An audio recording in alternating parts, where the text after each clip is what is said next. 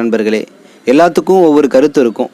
என் கருத்தை மற்றவங்க மேலே நான் திணிக்கிறதும், மற்றவங்க கருத்தை நான் ஏற்றுக்கணும் அப்படின்னு அவங்க நினைக்கிறதும் அது முட்டாள்தனம் தான்.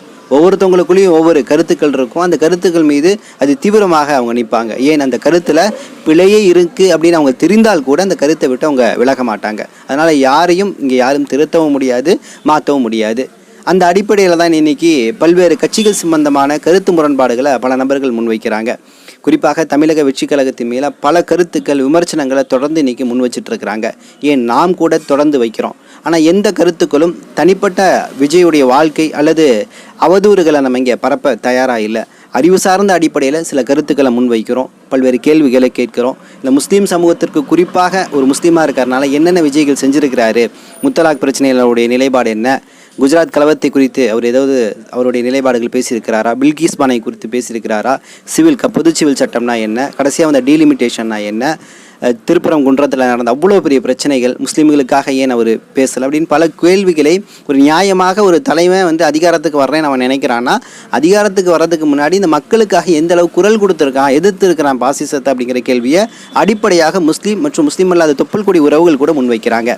இந்த கேள்வியில் எந்த தவறும் கிடையாது. இந்த கேள்விகளுக்கு ஒரு காலம் தமிழக வெற்றி கழகத்துடைய தோழர்களால் பதில் சொல்ல முடியாது. காரணம் ஏன்னா சட்டியில் இருந்தால் தான் அகப்பைக்கு வரும், செஞ்சிருந்தால் தான் அந்த பணிகளை சொல்ல முடியும். இதெல்லாம் தாண்டி ஒரு குறிப்பிட்ட கட்சிக்காக மிகப்பெரிய அளவில் சொம்படித்து ஒரு முஸ்லீம் பெயர் வைத்து கொண்டு முஸ்லீம்களை கேவலப்படுத்தக்கூடிய இடத்திற்கு ஒரு முஸ்லீம் போகிறானா அவன் எந்த அளவு மூளை செலவை செய்யப்பட்டிருப்பான், இல்லை எந்த அளவு ஒரு கட்சியின் மீது சகோதரத்துவம், பண்புனா என்ன, ஒருத்தவங்க மேலே எந்த அளவு நம்ம விமர்சனம் முன்வைக்கிறோம்னு சொல்லக்கூடிய அடிப்படை அறிவு இல்லாமல் செயல்பட்டுருப்பான் அப்படிங்கிறத இந்த நான் சொல்லக்கூடிய செய்தியின் வழியாக பார்க்க முடியுது.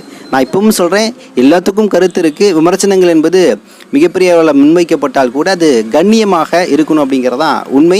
ஒரு முஸ்லீமாக ஒரு யதார்த்தமாக கண்ணியத்தோடு விமர்சனங்களை முன்வைக்கணும் அப்படிங்கிறது மார்க்கம் நமக்கு கற்றுக் கொடுத்துருக்கு. ஆனால் ஒரு மார்க்க சகோதரரை இந்த அளவு பேசுவது என்பது உண்மையாக என்னால் ஏற்றுக்கொள்ள முடியாது. தமிழக வெற்றி கழகத்து மேலே 1000 கருத்து முரண்பாடுகள் இருந்தால் கூட அதில் பயணிக்கக்கூடிய பெண்களை இந்த அளவு தரம் தாழ்த்தி பேசுவது என்பது வன்மையாக கண்டிக்கத்தக்கதாக காணப்படுது. சையது XMC சேலம் என்று சொல்லக்கூடிய நபர் இவர் என்ன பதிவு போட்டிருக்காருன்னா, புர்கா போட்ட முஸ்லீம் பெண் ஐட்டங்கள் வேண்டுமா, அணுக வேண்டிய இடம் தற்கூரி கழகம், அனைத்து பஸ் ஸ்டாண்டுகள் தான் தேவையான்னு கேட்குறேன். ஒரு முஸ்லீம் பெண்கள் எந்தளவு எக்ஸ்ட்ரீமாக போகிறாங்க பார்க்குறீங்க. இன்றைக்கி முஸ்லீம் பெண்கள் அதிகமாக தமிழக வெற்றி கழகத்தில் வாக்கு செலுத்தியிருக்காங்க. ஏன் பல்வேறு சகோதரிகள் நம்ம குடும்பத்தில் இருக்க சகோதரிகளை செலுத்தியிருக்கிறாங்க. அவங்கள்ட்ட போய் நம்ம விவாதம் பண்ணிகிட்டு இருக்குல்ல, அவங்க முடிவெடுத்துட்டாங்க, செலுத்திட்டாங்க. வாக்கு அவங்களுடைய உரிமை, அவங்க முடிவெடுத்து செலுத்திட்டாங்க. யாரும் சொல்லிக் கொடுத்து தெரியணும் அப்படின்னு கிடையாது. அப்படி இருக்கும்போது அந்த பெண்களுடைய கருத்து ரீதியாக விமர்சனங்கள் முன்வைக்கலாம். ஆனால் இன்றைக்கி உங்களுக்கு ஐட்டம் பெண்கள் வேணுமா, அது புர்கா போட்ட ஐட்டம் பெண்கள் வேணுமா, பஸ் ஸ்டாண்டில் எல்லாம் இருப்பாங்க, இவங்க தமிழக வெற்றி கழகத்தை சார்ந்தவங்கன்னு சொல்லிட்டு ஒரு இஸ்லாமிய பெண்ணை, புர்கா போட்ட பெண்ணை தமிழக வெற்றி கழகத்துக்கு ஆதரவு தெரிவித்து ஓட்டு போட்டிருக்கும் ஒரே காரணத்திற்காக இன்றைக்கி அவர்களை விபச்சாரிகள் என்ற கிட்டத்தட்ட ஒரு விமர்சனங்களை முன் வச்சிருக்கக்கூடிய இந்த நபரை நம்ம என்ன சொல்ல முடியும்? யோசிச்சு பாருங்கள், எங்கே போயிட்டுருக்கு கண்ணியம்? இன்றைக்கி அவர்கள் பல கட்ட அடிப்படையில் பேசுகிறாங்க. இன்றைக்கி விஜயை கொண்டாடுறாங்க, என் கணவனுக்கு முன்னாடி அவர் தான் அப்படின்னு பல விமர்சனங்களை முன்வைக்கிறாங்க. அதற்கு ஆலிம் பெருமக்கள் தெளிவான விளக்கங்களை கொடுக்குறாங்க.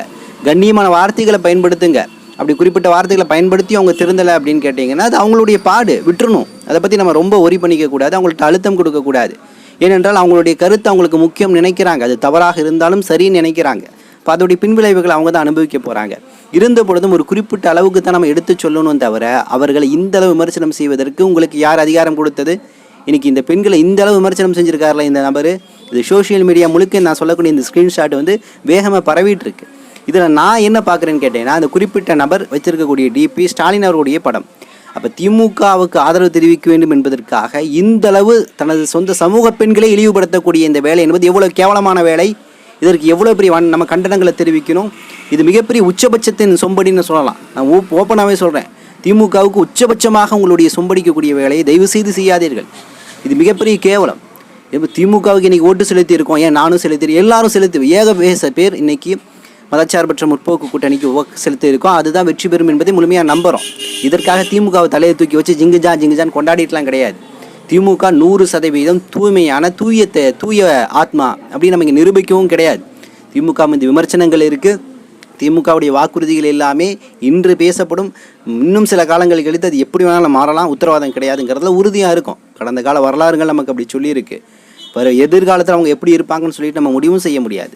இன்றைய காலகட்டங்களில் உங்களுக்கு இன்னும் புரியணும், ஓப்பனாக சொல்லணும்னு கேட்டிங்கன்னா, ரொம்ப கெட்டவன்லேயே ஓரளவு நல்லவன் அப்படின்னு சொல்கிற அளவுக்கு தான் இன்றைக்கி திமுகவுடைய நிலைப்பாடு இருக்குது தவிர, முழுமையாக இன்றைக்கி வந்து பார்த்திங்கன்னா தோழர் செந்தில் நினைக்கிறேன் ஊடகவியலாளர், அவர்லாம் பேசுகிறாரு பாருங்கள், நீ சாப்பிட்ற சாப்பாடு திமுக மூலம் வந்ததுங்கிறாரு. இந்த அளவு முஸ்லீம் பேசலை.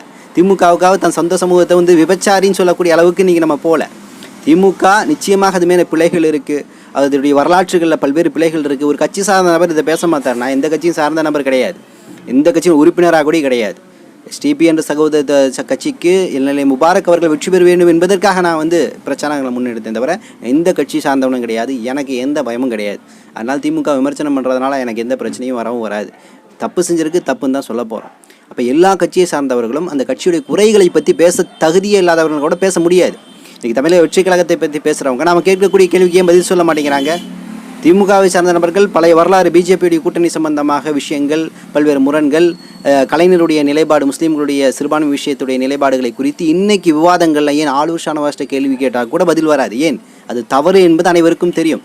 ஆனால் தான் சார்ந்திருக்கக்கூடிய கூட்டணி கட்சிக்காக அந்த விவாதத்தை வேறொரு திசைக்கு கொண்டு போவாங்க தவிர, நீ தப்பு செஞ்சியான்னு கேட்கும்போது நீ தப்பு செஞ்சியான்னு கேட்கக்கூடிய இடத்தை நோக்கி போவாங்க தவிர அதற்கு பதில் சொல்ல முடியாது. காரணம் ஏன்? அது பிழை தான். அப்போ இந்த விஷயத்தில் யாருக்குமே எதுவும் பண்ண முடியாது. ஆக கடைசியாக சொல்லக்கூடிய அழுத்தம் திருத்தமான விஷயம் அதுதான். தயவுசெய்து இறைவனை அஞ்சிக் கொள்ளுங்கள், சமூக நீதியோடு இருங்கள், உங்களுடைய வார்த்தைகளை கண்ணியமான முறையில் பயன்படுத்தி அதை நேர்மையான முறையில் முன்னெடுத்து வைங்க. அதை விட்டுட்டு ஒரு கட்சியை சார்ந்திருக்கிறேன் அப்படிங்கிறதுக்காக மிகப்பெரிய அளவில் பெண்களை கொச்சைப்படுத்தி பேசக்கூடிய வேலையை நான் வன்மையாக நிச்சயமாக நான் மட்டுமில்லை, இன்றைக்கி சமூக வலையத்தில் பல நபர்கள் கண்டிச்சிட்டு இருக்கிறாங்க. அவர்கள் தற்கூறி என்னென்னமோ வார்த்தைகள் பயன்படுத்துறதை தாண்டி அவர்களை கிட்டத்தட்ட விபச்சாரி என்ற அளவுக்கு கூட்டிகிட்டு போகிறது என்பது ஒரு மிகப்பெரிய காழ்ப்புணர்ச்சியை மட்டும்தான் எனக்கு காட்டுது. ஸோ இன்னும் சில தகவலை திரட்டி கொண்டு இன்ஷா அல்லாஹ் விரைவில் வந்து உங்களை சந்திக்கின்றேன். நன்றி. அஸ்ஸலாமு அலைக்கும் வரஹ்மத்துல்லாஹி வபரகாத்துஹு.